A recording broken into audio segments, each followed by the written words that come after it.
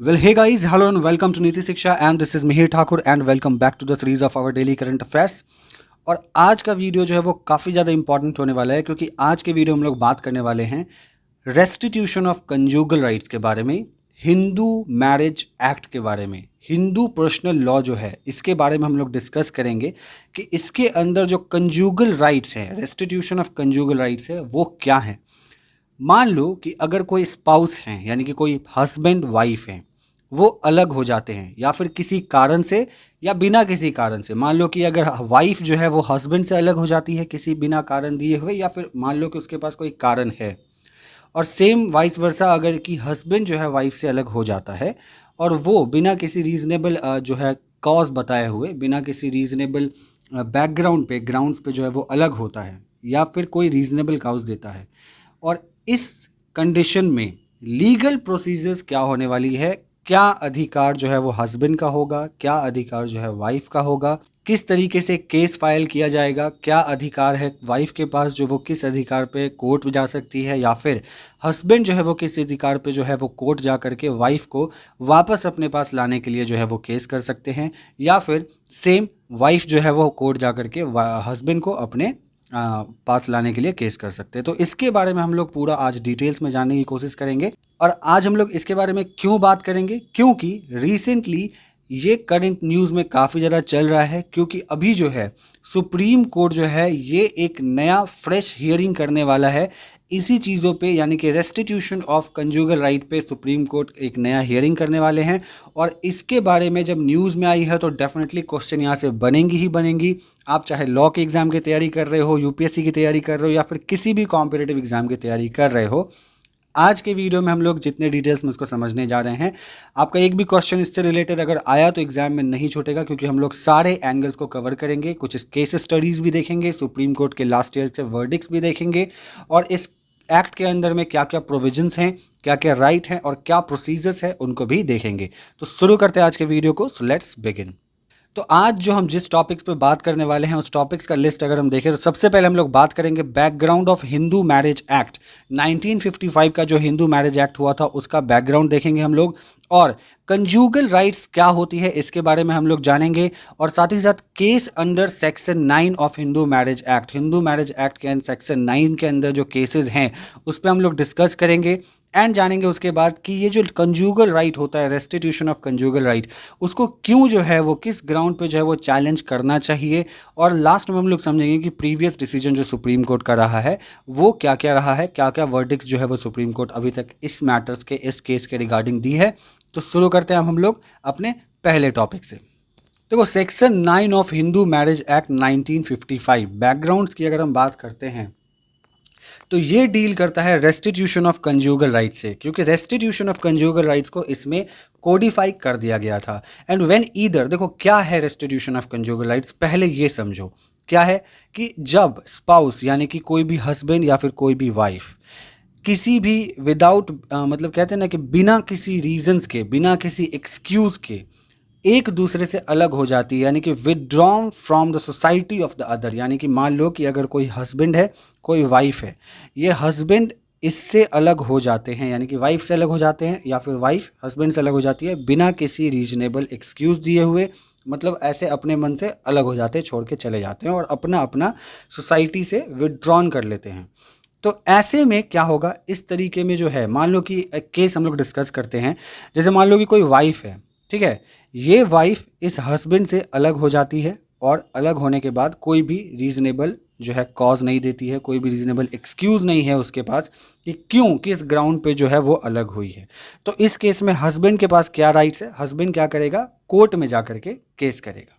Court में जाके case करेगा और कोर्ट को ये बोलेगा कि मेरी वाइफ मेरे से अलग हो गई और बिना किसी रीज़नेबल एक्सक्यूज़ेस के, बिना किसी रीज़नेबल ग्राउंड पे अलग हो गई, और वो जो है यानी कि हस्बैंड जो है वो कुछ अपना बयान डालेगा और उस बयान पे कोर्ट जो है वो सुनवाई करेगी, और कोर्ट जब सुनवाई करेगी तो जब कोर्ट सेटिस्फाई हो जाएगी इस हस्बैंड के बयान से कि नहीं सही बात है, बिना किसी रीज़नेबल कॉज के जो है वो अलग हो गए हैं, बिना किसी लीगल ग्राउंड्स अगर कुछ नहीं मिलता है,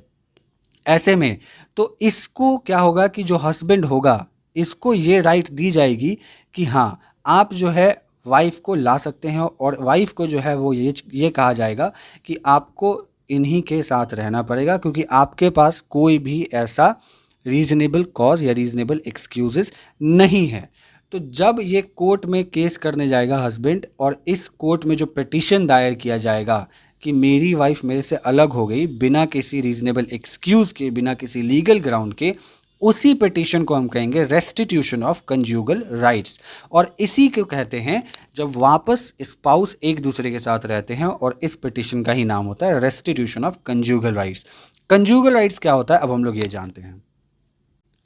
देखो कंज्यूगल राइट्स का मतलब, कंज्यूगल का मतलब होता है वैवाहिक, है ना, वैवाहिक राइट्स, वैवाहिक अधिकार जो भी होता है। Conjugal rights are the rights created by marriage, that is right of husband और the wife of the society of the other. यानी कि अब कहते हैं ना कि जैसे मान लो कि हिंदू में शादी हो गया, ठीक है, शादी होने के बाद एक दूसरे के दोनों पति पत्नी हो जाते हैं और उसके बाद दोनों एक दूसरे की सोसाइटी में कंट्रीब्यूट करने लगते हैं, यानी कि साथ रहने का जो होता है ट्रस्ट होता है, एक दूसरे पे साथ रहने का वादा करते हैं, साथ रहने पे प्रॉमिस करते हैं, बाकी सुख दुख में ये सभी चीज़ जो है एक दूसरे के सोसाइटी में जो वो है अपना कंट्रीब्यूशन डालते हैं, अपना एफर्ट डालते हैं और रिलेशंस को आगे बढ़ाते हैं। तो ये हुआ मैरिजल, ये होता है मैरिज राइट्स यानी कि कंजुगल राइट्स। तो अगर मान लो इसी से विड्रॉन करना, इसी से अलग हो जाना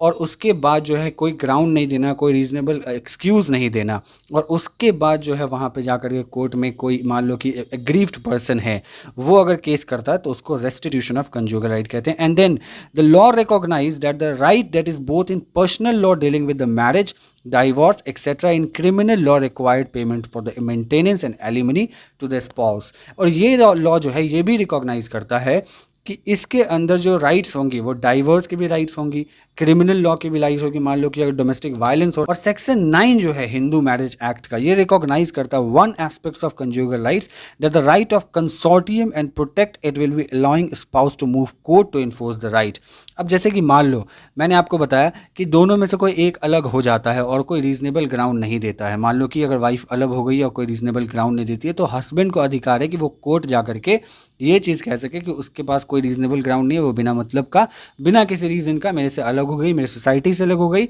और कोर्ट जो है उनके बयान को मानेगा। अगर सेटिस्फाई हो गया तो उसके बाद कोर्ट वाइफ को कहेगी कि आपको इनके साथ रहना पड़ेगा, और इसको ही कहते हैं रेस्टिट्यूशन ऑफ कंजुगल राइट्स। और यही है कि किसी भी स्पाउस को ये इन्फोर्स करने की, ये जो है राइट्स इन्फोर्स करने की अलाउंस दी गई है, अलाउ दी गई है कि अनुमति दी गई कि वो कोर्ट जा करके अपने इस राइट्स को इन्फोर्स करवा सकें। And the concept of restitutions of the conjugal right is codified. देखो कोडी हिंदू पर्सनल लॉ जो है इसके अंदर में कंजुगल राइट को कोडिफाई कर दिया गया था, जो कि कॉलोनियल ऑरिजिन है। जब कॉलोनियल एरा चल रहा था हमारे टाइम में, उसी टाइम में ये कंजुगल राइट्स आई थी और इसी को जो है इस हिंदू मैरिज एक्ट में कोडिफाई किया गया था, यानी कि इसमें लिख दिया गया था, ऐड कर दिया गया था। लेकिन 1970 में यूके के अंदर में जो है इस रिस्टिट्यूशन ऑफ कंजुगल राइट्स को लॉ से रिपील कर दिया गया था, लेकिन इंडिया में अभी भी है, याद रखना इस बात को। चलो अब हम लोग ये जानते हैं, यहाँ तक तो आप लोगों ने समझ लिया कि अब जैसे आपको मैंने बताया था कि कोई हस्बैंड है एंड कोई वाइफ है, वाइफ अलग हो गई, हस्बैंड जो है वो केस कर दिया, वाइफ के पास कोई रीजनेबल एक्सक्यूज़ नहीं है, तो उस केस में क्या होगा कि कोर्ट कहेगी कि आप जाकर के साथ रहो। लेकिन अगर वाइफ ये प्रूफ कर देती है, देखो अब उसके बाद क्या होना है कि अगर वाइफ नहीं रहना चाहती है तो बर्डन ऑफ प्रूफ जो होता है कि हाँ वाइफ को नहीं रहना है, तो वाइफ को ये चीज़ कोर्ट के अंदर साबित करनी होगी कि एक्चुअली में क्या कारण है जो वो इसके सोसाइटी से विड्रॉ कर रही है और इस कोहैबिटेशन से जो है वो इनकार कर रही है। तो अगर मान लो वाइफ ये कह देती है कोर्ट के अंदर में कि किसी भी तरीके से वाइफ को मान लो कि टॉर्चर किया जा रहा है, या फिर किसी भी तरीके से इसका हस्बैंड का किसी और marital affair, extra marital affair है, या फिर कोई भी अलग तरीके का ट्रबल्स है इन लोगों के बीच में, एक रीजनेबल ग्राउंड दे दिया जाता है। And if the ground is proof in the court, then court जो है अगर सेटिस्फाई हो जाती है वाइफ के इस लीगल ग्राउंड से, तब जो है court restitution of conjugal rights नहीं देगी और हस्बैंड को उस केस में ये राइट्स नहीं दिया जाएगा। तो डिसीजन फैमिली कोर्ट का जो भी होगा उस वक्त, देखो यहाँ पे क्या होगा ना कि जो स्पाउस होगा, या तो हस्बैंड या तो वाइफ, फर्स्ट टाइम जो वो जाएगा पिटीशन करने तो वो डिस्ट्रिक्ट कोर्ट में जाएगा, डिस्ट्रिक्ट कोर्ट के अंदर जो फैमिली कोर्ट होगी वहाँ जाएगी, और फैमिली कोर्ट में जो भी अपील की जाएगी वहाँ से जो वर्डिक्ट आएगा, उसके बाद ये अधिकार है किसी भी स्पाउस को कि वो उस मैटर को हाई कोर्ट में ले जा सके और फिर फर्दर वो सुप्रीम कोर्ट में भी उस मैटर को अप्लाई कर सकता है। And when spouse files for divorce unilaterally, the other spouse files for restitution of conjugal right if he और she is not agreement with the divorce. अब देखो यहाँ पे ये भी चीज़ करी जा रही है कि मान लो कि जैसे वाइफ अलग हो गई और हस्बैंड जो है ये चीज़ कह रहा है कि नहीं वाइफ को लाना है कोई, क्योंकि कोई रीजनेबल जो है एक्सक्यूज़ नहीं दी है और वो अलग हो गई है। तो इस केस में अगर वाइफ कहती है कि नहीं मुझे जो है वो डाइवोर्स चाहिए, तो अगर डाइवोर्स चाहिए तो उसके पीछे भी कोई लीगल ग्राउंड होना चाहिए, कोई रीजनेबल एक्सक्यूज़ होना चाहिए। ऐसा तो नहीं है कि बिना किसी रीज़न के डाइवोर्स मिल जाएगी। तो जब कोई देखो इस सेक्शन 9 के अंदर में हिंदू मैरिज एक्ट के अंदर में ये भी प्रोविज़न डाली गई है कि जब कोई भी स्पाउस डायरेक्ट डाइवोर्स के लिए यूनिलैटरली यानी कि अकेले, आप कहते हैं ना कि सिर्फ वाइफ हस्बैंड चला गया और कहा कि मुझे डाइवोर्स चाहिए, तो ये भी चीज़ नहीं कर सकता है कि वो अकेले जाकर के डाइवोर्स चाहिए, क्योंकि उस वक्त वाइफ के राइट्स को देखते हुए वाइफ इसके पिटीशन के अगेंस्ट में रेस्टिट्यूशन ऑफ कंज्यूगल राइट्स का डिमांड कर सकती है, या फिर वाइस वर्सा। अगर मान लो कि वाइफ जाकर के डाइवोर्स मारती है तो हस्बैंड भी यहाँ पे रेस्टिट्यूशन ऑफ कंज्यूगल राइट्स का पिटीशन दायर कर सकता है। एंड नाउ हम लोग जानते हैं कि why has the law being challenged, law को चैलेंज क्यों किया जाएगा, किस ग्राउंड पे किया जाएगा। तो सबसे पहले तो ये ग्राउंड होगा कि मान लो कि अगर कोई हस्बैंड है, कोई वाइफ है, अगर वाइफ अलग हो जाती है तो यहाँ पे वाइफ के पास ये तो पावर है, इतना तो राइट है क्योंकि उसके पास राइट टू प्राइवेसी का फंडामेंटल राइट होता है, तो इस ग्राउंड पे वो अलग हो सकती है। एंड ये भी चीज़ यहाँ पे ध्यान रखना है कि the court mandate restitution of conjugal rights amounted to be the coercive act और act on the part of the state which violates the sexual and decisional autonomy and right to the privacy and dignity. यहाँ पे मान लो कि अगर कोई अलग हो रहा है तो उसके पास ये भी तो रीज़न हो सकती है कि उसके साथ सेक्सुअली वायलेशन हो रहा है, उसके साथ जो है एक ऑटोनॉमी उसके ऊपर बनाया जा रहा है। तो इससे क्या होगा कि स्पाउस चाहे वो मेल हो या फिर फीमेल हो, दोनों का बात यहाँ पे की जा रही है। ऐसा नहीं कि सिर्फ वाइफ की बात की जा रही है या फिर हस्बैंड की बात की जा रही है, दोनों में से कोई एक के भी साथ ऐसा अगर हो रहा है तो ये एक लीगल ग्राउंड है कि नहीं। तो वहाँ पे क्या हो रहा है कि उसके प्राइवेसी का और डिग्निटी का वायलेशन हो रहा है। और जैसा कि आपको पता है कि 2019 में राइट टू प्राइवेसी को 9 जज की बेंच ने, यानी कि 9 जज की बेंच ने सुप्रीम कोर्ट में फंडामेंटल राइट्स बना दिया गया था राइट टू प्राइवेसी को, तो याद रखना। और लीगल एक्सपर्ट का ये भी कहना है कि देखो इसके अंदर में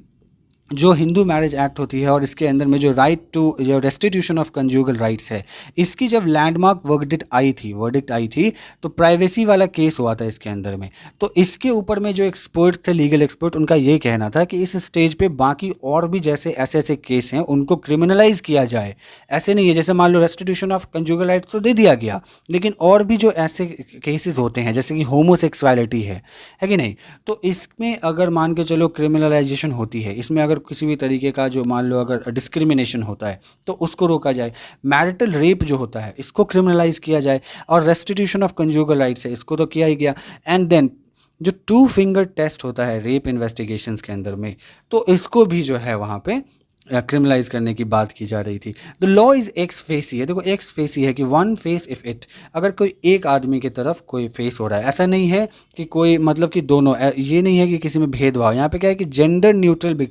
जेंडर न्यूट्रल रखा गया है क्योंकि बोथ हस्बैंड एंड वाइफ जो है इस रेस्टिट्यूशन ऑफ कंजुगल राइट्स को सीख कर सकती है, इसके लिए पिटीशन दायर कर सकती है। तो यहाँ पे कोई ऐसा भी नहीं है कि किसी एक के लिए जो है वो चीज़ यहाँ पे दी गई है। And it will also argued whether the state can have much compelling interest in protecting the institutions of marriage that it allow a legislation to enforce cohabitation of spouse. और यहाँ पे ये भी चीज़ दी गई है कि स्टेट जो है वो कंपेल नहीं करेगा, किसी को मजबूर नहीं करेगा कि आप वहाँ पर जाकर के रहो, और इन्फोर्स नहीं करेगा, एक लीगल ग्राउंड पर अलाउ किया जाएगा, लेजिस्लेशन के थ्रू अलाउ किया जाएगा कि आप जाकर के कोहैबिटेशन करो, यानी कि साथ रहो। अब हम लोग प्रीवियस डिसीजंस की बात करते हैं कि इस केस के रिगार्डिंग कितनी बार पिटीशन गई है कोर्ट में और कोर्ट का क्या क्या कहना है। तो देखो 1984 में जो है वो पहली बार एक केस हुआ था जिस केस का नाम था सरोज रानी वर्सेस सुदर्शन कुमार चड्ढा। इन्होंने केस किया था और ये केस जो है वो सेक्शन 9 के अंदर ही हुआ था, मैरिज एक्ट के अंदर। And it held that the provision severe a social purpose as an aid to the prevention of a breakup of marriage। फिर देखो इन 1983 में एक केस हुआ, सिंगल जज bench Andhra Pradesh high court की जो है वो एक डिसीजन सुनाई, और इसमें जो केस था वो था T Sarita versus T Venkata Subbaiah and declare it null and void. ये केस जो है नल एंड वाइड डिक्लेयर कर दिया गया था। एंड कोर्ट ने ये वर्डिक्ट दिया कि the court also held that the matter so intimately concerned, देखो एक दोनों के बीच का जो कंसर्न है, चाहे वो हस्बैंड और वाइफ हो, ये parties are better left alone, अलग हो सकते हैं विदाउट स्टेट इंटरफेरेंस। और इस केस में कोर्ट ये भी रिकॉग्नाइज करी कि देखो कंपेलिंग जो होता है ना सेक्सुअल कोहैबिटेशन, यानी कि साथ रहने के लिए मजबूर करना, और ख़ास करके सेक्सुअल कोहैबिटेशंस के ग्राउंड पर, तो ये काफ़ी ज़्यादा जो है वुमेंस के लिए ग्रेव कॉन्सिक्वेंसेस बन जाता है। फिर दिल्ली हाई कोर्ट ने एक वर्डिक्ट दिया, उसमें ऐड किया कि it is the interest of the state that the family life should be maintained and that the homes should not be broken by the dissolution of the marriage of the parents। और यहाँ पे ये चीज़ दिया गया कि court का ये चीज़ कम से कम दायित्व होना चाहिए, स्टेट का ये दायित्व होना चाहिए कि जो फैमिली है वो लोगों की, वो कम से कम मेंटेन रहे, जो फैमिली लाइफ है उसमें कोई जो है वो दरार ना हो और लोग काफ़ी अच्छे से रहें। And the supreme court upheld the Delhi high court view and over ruled the Andhra Pradesh high court verdict. So I hope आपको आज का वीडियो पसंद आया होगा और इन्फॉर्मेटिव लगा होगा, और अगर आपको आज का वीडियो पसंद आया है तो चैनल को सब्सक्राइब करना बिल्कुल मत भूलना, साथ ही साथ बेल आइकन को प्रेस कर लो क्योंकि ऐसी वीडियोस मैं रेगुलर लेकर के आता रहता हूँ। एंड आई होप आपको रेस्टिट्यूशन ऑफ कंज्यूगल राइट्स के बारे में डिटेल में समझ में आ गई होगी, इसके लीगल प्रोसीजर्स के बारे में समझ में आ गई होगी, स्पाउसेस के राइट्स के बारे में समझ में आ गई होगी। अगर कोई क्वेरीज है आप मुझे कमेंट बॉक्स में पूछ सकते हैं, I will definitely try to solve your queries. And video पसंद आए तो लाइक ज़रूर कर देना, जितना हो सके उतना शेयर करो। See you in the next one, goodbye, take care, Mihir Thakur signing of.